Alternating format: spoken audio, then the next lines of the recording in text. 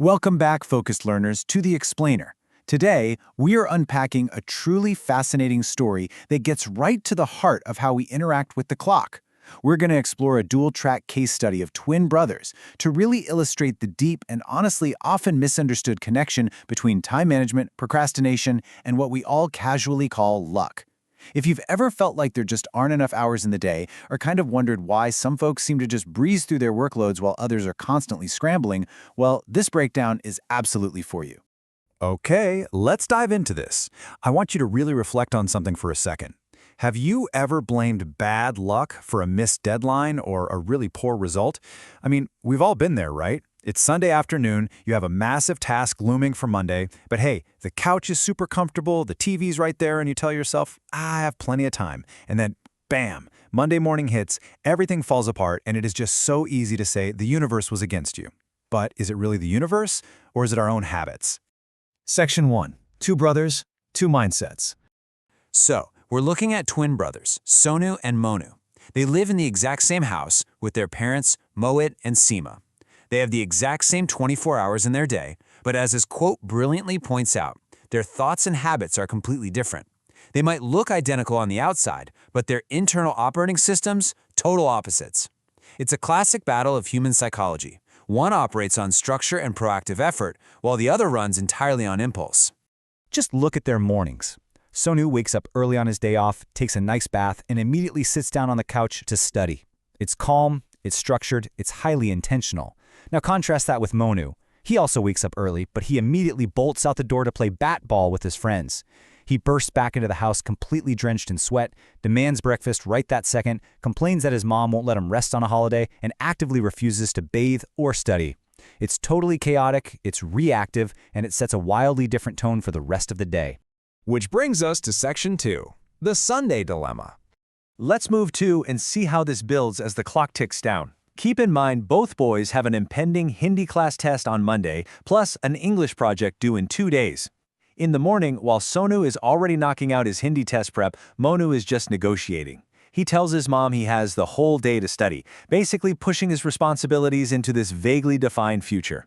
By Sunday afternoon, Sonu has moved on and is actually finishing and decorating his English project ahead of schedule. Meanwhile, Monu is parked in front of what his mother calls the idiot box and eventually just abandons the house to go play with his friends again. Time is passing at the exact same rate for both of them, but the value they're extracting, vastly different.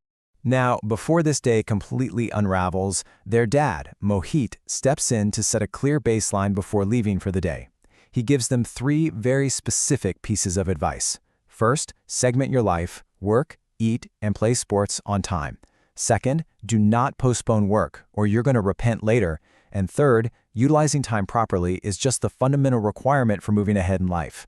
I mean, that is incredibly sound, practical advice. But as we see here, hearing advice and actually internalizing it are 2 very different things. Only Sonu actually follows the blueprint. And this is where we get a peek into Monu's psychological justification.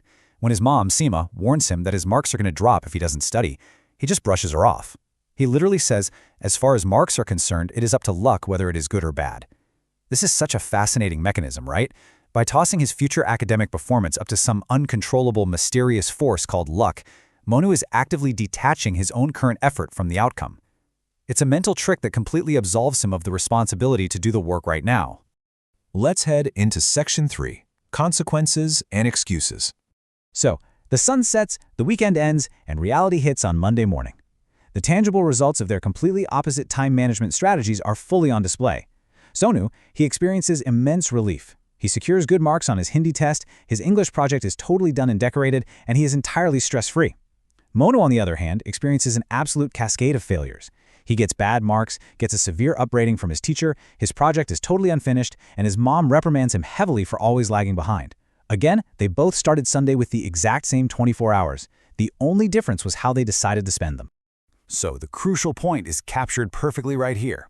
When the father comes home and confronts the boys about their grades, Monu doesn't say, you know what, I should have studied. He doesn't admit, I wasted my entire Sunday. Nope. He says, Papa, what should I do? My luck is going bad. This is the real climax of the story. It perfectly illustrates how chronic procrastination naturally morphs into a victim mindset. You start blaming external factors for failures that were entirely within your own control. Moving to our final section, making your own luck. This is where the story pivots. Mohit steps in and totally redefines the concept of luck for his son, and honestly for us too. Luck isn't some magical lottery ticket. According to Mohit, those who depend on luck without actually using their time properly are never going to progress.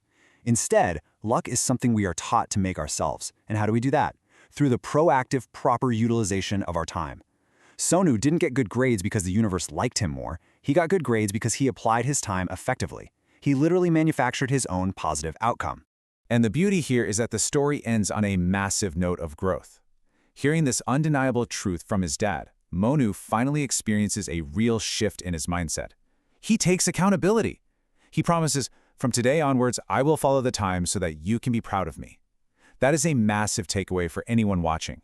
Bad time management habits and the flawed logic that holds them up are not permanent.